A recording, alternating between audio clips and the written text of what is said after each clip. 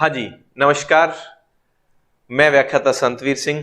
आज अपने हालांकि इस समय पे जैसे 26-27 दिन जो हैं बचे हुए हैं परीक्षा में, लेकिन मैं आपके लिए कुछ स्पेशल चीजें लाया हूं कि इन दिनों में रिवीजन मैंने जो 10-11 जो सब्जेक्ट हैं इनको बांटा हुआ है कि कितने कितने प्रश्न कहां से आएंगे। और यहां मैं आपको थोड़ा सा खेल परिदृश्य में एक दो चीजें बताऊंगा कि किस तरह से ये सीनियर जैसे तैराकी हुई, ये जूनियर तैराकी हुई, कि इसमें किस तरह से रिकॉर्ड को और कौन से रिकॉर्ड डेटा जो है याद रखने अपने को इन दिनों में ज्यादा इस पे ध्यान देना है।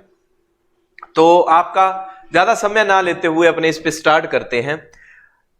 जो इतने दिन बचे हैं, आपने अब तक जितना पढ़ लिया, पहला काम ये करना है, एक तो धैर्य से, मैंने ये लिखा हुआ है कि बदलते पैटर्न के अनुसार, ये इसलिए लिखा कि आप लोगों ने फर्स्ट ग्रेड का पेपर फेस किया होगा और उससे पहले भी मैंने वीडियो बनाई थी कि ऐसे पेपर्स को कैसे हल करना है।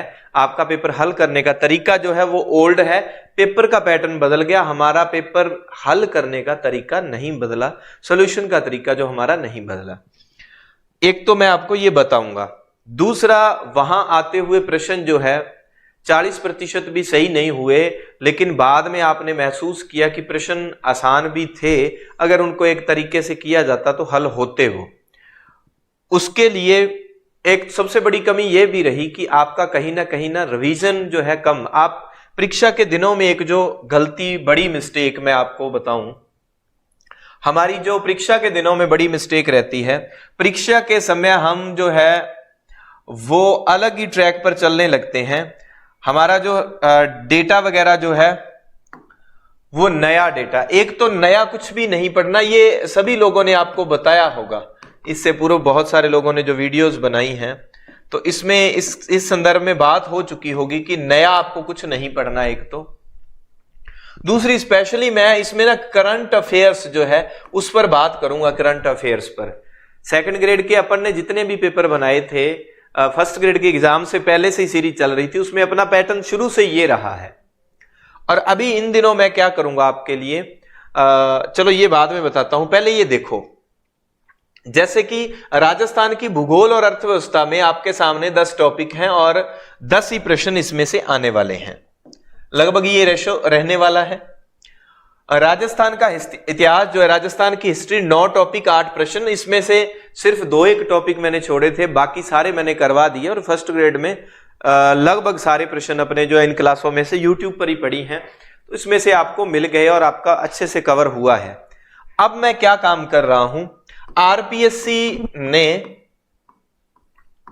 2025 में, एक तो 2025 में कौन सा लास्ट एग्जाम, 29 जुलाई को, जो मेरे पास जिसका डेटा है, जिसके मैंने पीवाईक्यू की जो व्याख्या तैयार कर रखी है, 29 जुलाई 2025 तक का पेपर आरपीएससी का, ठीक है। कहां से अपने, फिर उधर से 2024 वाले, तो 2024-25 यानी कि सबसे बड़ा दौर बदला है 2025 में इन 7-8 पेपर्स में। और उससे पहले की बात करें तो 2024 के पैटर्न की मैं बात करूं, तो यहां से मैंने प्रश्न जो निकाल लिए हैं, और एक दिन बाद आपको कंटिन्यू मॉर्निंग में या इवनिंग में अपने क्लास रख लिया करेंगे। और वो क्लास आपको ये जो 9 टॉपिक है और 8 प्रश्न आने हैं, इस संदर्भ में मैं आए हुए प्रश्नों की व्याख्या और अन्य जो ऑथेंटिक बुक्स में से डेटा, क्योंकि मैंने पढ़ाई हुई है क्लासेज, हो सकता है कि अभी समय कम है, आप वो पूरी क्लासेज ना देख पाए, तो इन दिनों तो मैं ये भी कहूंगा आपको कि नई जो क्लासेज हैं, लेंथी क्लासेज देखने से अब बचना है, ज्यादा से ज्यादा रिवीजन ही करना है। तो ये मैं पहले राजस्थान की हिस्ट्री के, उसके बाद मैं ज्योग्राफी के, कला संस्कृति के टॉपिक जो है आपको करवा दूंगा, क्योंकि आप सभी लोग अगर 24-25 के प्रश्नों का, एक एक प्रश्न का डेटा निकालने लग जाएंगे, उनकी व्याख्या तैयार करने लग जाएंगे, आपका रिवीजन नहीं होगा। ये काम आपके लिए मैं कर दूंगा और 1 या 2 दिन बाद आपको इसकी क्लासेज मिलनी स्टार्ट हो जाएगी। अब ये देखो, कला संस्कृति 9 टॉपिक है और 12 प्रश्न। इसमें हमने जो ग्रेड 2 के लिए आपका एक लाइब्रेरियन एग्जाम हुआ है ना, लाइब्रेरियन वाला, और एक कोच वाला एग्जाम हुआ था, ये सेम ही था, इनका सिलेबस बिल्कुल सेम ही था। तो इन पेपर से मैं डेटा, अपना जो पेपर होगा 12 तारीख को, अपना जो बड़ा टेस्ट है, चलो पहले वाले आप, ये पूरे सिलेबस का है और उसमें भी मैं आए हुए प्रश्नों को भी इंक्लूड करूंगा और कुछ नए प्रश्न जो है उसी हिसाब से जो अपने बनाते हैं, आपको पता ही है। और लगभग 350 प्लस बच्चे वो पेपर दे भी रहे हैं। और उसमें अपने क्या करेंगे, इस बार टेलीग्राम का लिंक आपको डिस्क्रिप्शन में मिल जाएगा और मैं वो आपको क्या है पूरे पेपर को हल करवा के उस पर आपको पीडीएफ डाल देंगे टेलीग्राम पर, आप देख लेना। बड़े पेपर इसके बाद अपने 4 बड़े पेपर हैं, तो टेलीग्राम का लिंक उसमें दिया है, आप उसको ज्वाइन कर सकते हैं। अब जो मैंने आपको बताना, जैसे भारतीय अर्थव्यवस्था है, 2 या 3 टॉपिक हैं इसके बामुश्किल, जिसमें उद्योग सेवा क्षेत्र वाले और उसकी बात करें। और ये जो कोच वाला और ये पेपर हुआ था, इनमें उसमें से आए हुए प्रश्न का अच्छा डेटा हमें मिल भी जाता है। अच्छा, ये वैसे तो ये पैटर्न अगर हम क्रोनोलॉजी पढ़ते हैं तो उसमें अर्थव्यवस्था वाला, आर्थिक परिदृश्य वाला होता है, वहां से मिल जाता है डेटा। दूसरा, मैं आपको इनके लिए जो 2-3 टॉपिक हैं, इनके लिए मैं रेकमेंड, गणपत सर ने वो क्लासेज करवा रखी हैं उद्योग सेवा क्षेत्र कृषि वाले की। ये जो 3 टॉपिक हैं 4 हो जाएंगे, यहां से 5 प्रश्न मिल जाएंगे और उनके डेटा में से आपको उनके प्लेटफॉर्म पे आपको पीडीएफ भी मिल जाएगी और उनकी क्लासेज भी मिल जाएंगी। उन्होंने क्लास लगाई थी और मेरे सामने वो क्लास आई थी, ठीक है, तो आप वहां से कर सकते हैं। नहीं तो फिर आपको वो डेटा जो है उपलब्ध करवा देंगे, किसी ना किसी तरह से टेलीग्राम पे उपलब्ध करवा दिया जाएगा।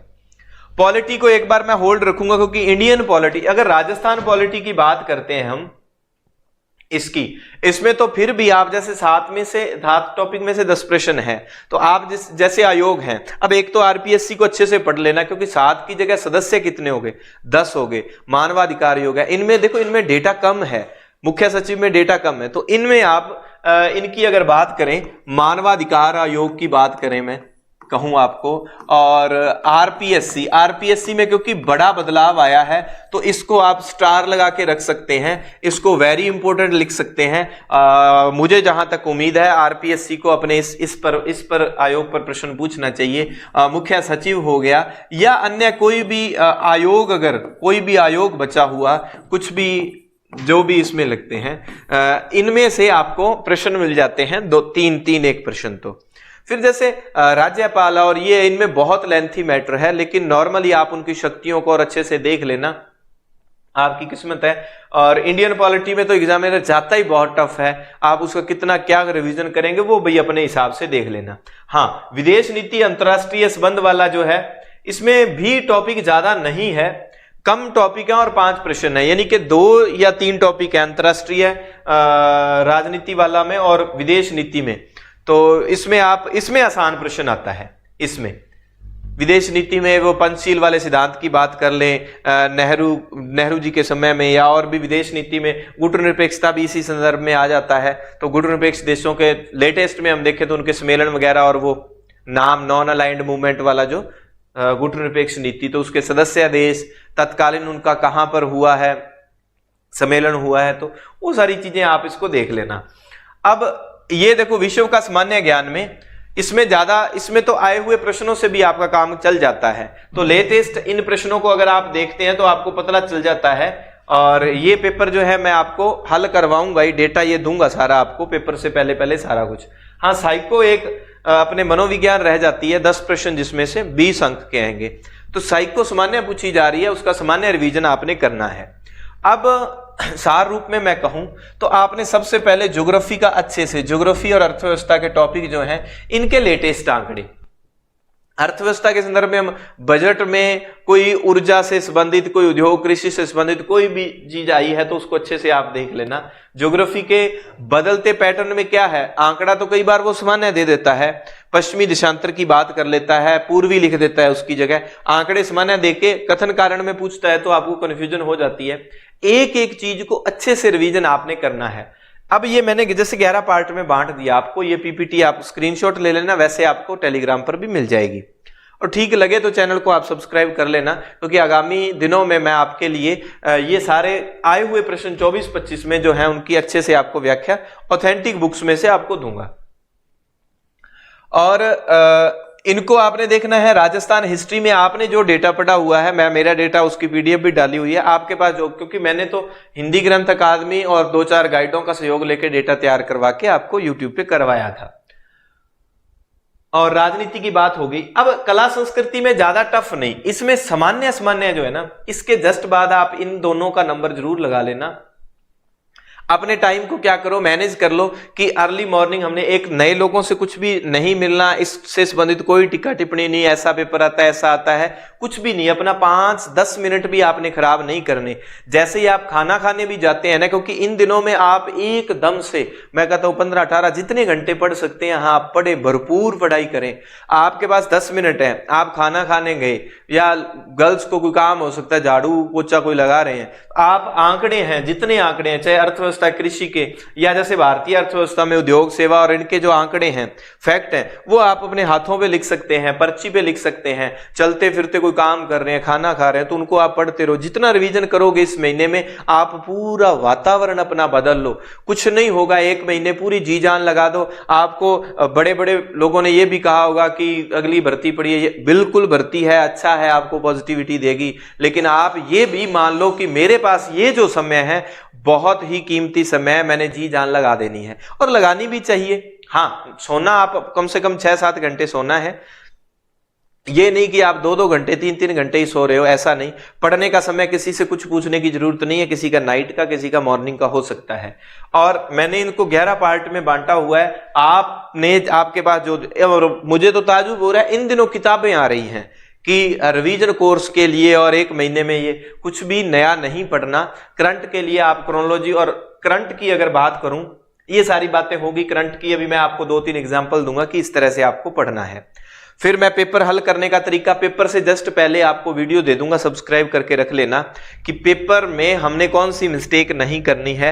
और पहले जो पैटर्न होता था, आते आते हम जो आ रहे हैं क्रमानुसार लग जाते हैं और वो प्रश्न कर रहे हैं, इसमें मैं आपको पैटर्न अलग से बताऊंगा, और वो पेपर के समय आपको बता दिया जाएगा। ये देखो, विदेश ने 2 टॉपिक 5 प्रश्न है, समसामयिकी के 10 प्रश्न है। अब जैसे मैं आपको एक, अच्छा, समसामयिक के आंकड़े करंट अफेयर्स के कौन से तैयार करने हैं हमने, लास्ट 3 मंथ के तो पक्के से एकदम रट देने हैं।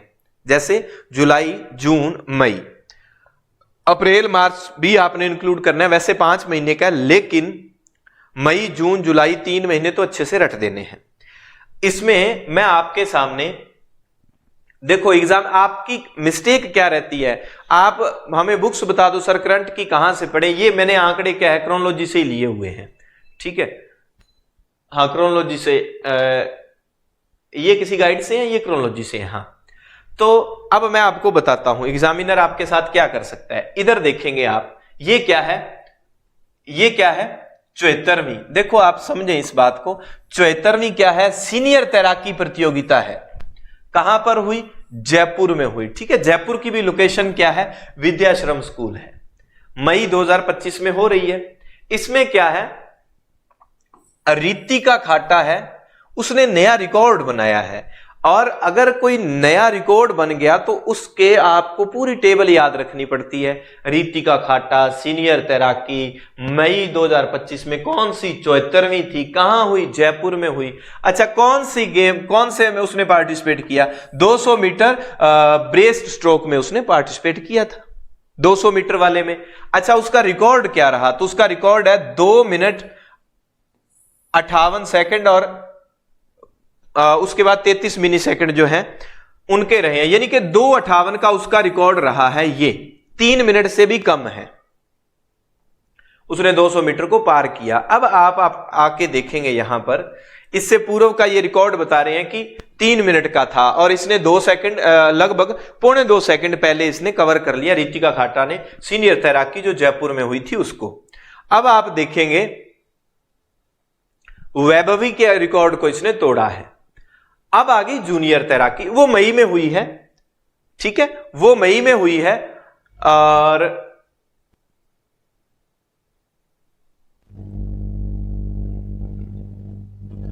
उसका रिकॉर्ड हम लिख लेते हैं 2 मिनट 58 सेकंड और 33 माइक्रो सेकंड, ठीक है। 2 मिनट 58 सेकंड और 33 माइक्रो सेकंड में किसका था, रितिका खाटा का था, ठीक है जी। और कौन सी थी, 74वीं सीनियर तैराकी प्रतियोगिता थी। अब देखो, राज्य स्तरीय जूनियर तैराकी प्रतियोगिता राज्य स्तरीय संघ की ओर से कौन सी है, 36वीं है, और जूनियर कहां पर हुई, ये कोटा में हुई, कहां, श्रीनाथपुरम स्टेडियम में, ठीक है जी। कब होती है, जुलाई 2025 में, इसमें लगभग कह रहे हैं कि 150 से अधिक तैराकों ने इसमें पार्टिसिपेट किया है। यहां पर हम देखेंगे इसके बारे में रिकॉर्ड क्या बने हैं। देखो